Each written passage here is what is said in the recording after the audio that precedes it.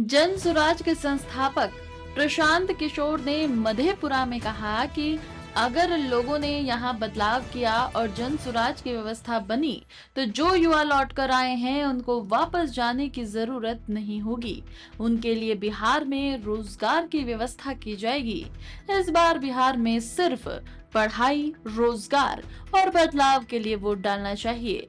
उन्होंने बिहार के युवाओं को प्रोत्साहित किया कि वो अपने राज्य में ही रहकर विकास में भागीदारी करें और सरकार के बदलाव की शुरुआत करें।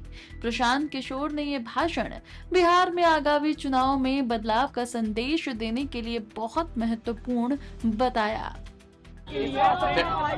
त्योहार में जो बिहार के बच्चे बाहर से आए हैं वो अगर बिहार में व्यवस्था नहीं बदली तो निश्चित तौर पर उनको अगले 10-15 दिन में वापस जाना पड़ेगा और वहीं गुजरात में, तमिलनाडु, दिल्ली, बॉम्बे की फैक्ट्रियों में जाकर जो नरक का जिंदगी लोग जी रहे हैं उसी में फिर से उनको अपनी जिंदगी शुरू करनी पड़ेगी। लेकिन अगर लोगों ने यहाँ जो बात पिछले 3 साल में बताई गई है, अगर लोगों ने यहाँ पर बदलाव किया, जन स्वराज की व्यवस्था बनी, तो जो बच्चे भी लौट कर आए हैं, जो युवा साथी भी लौट कर आए हैं, उनको वापस जाने की जरूरत नहीं है।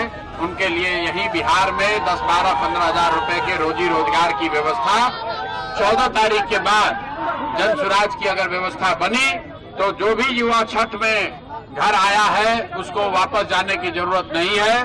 उन सारे युवाओं से अपील कर रहे हैं कि आप अभी कहीं वापस मत जाइए, चुनाव के तक यहाँ रहिए।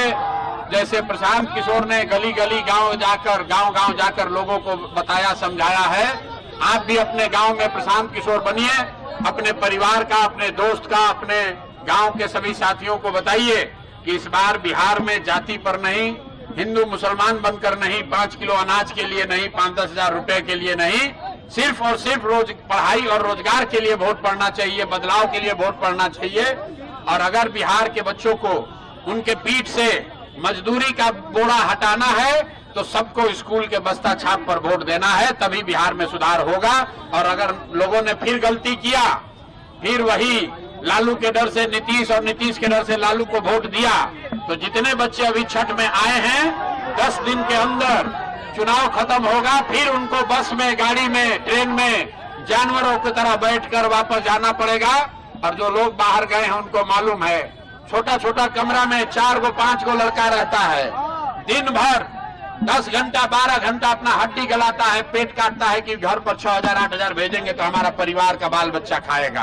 तो अगर उस स्थिति से निकलना है मेरे भाई, तो ये अवसर है। 6 तारीख को वोट होगा, 6 तारीख को बिहार में बदलाव कीजिए, नई सरकार बनाइए, ताकि आपको अपना घर, परिवार, गांव छोड़कर बाहर नहीं जाना पड़े।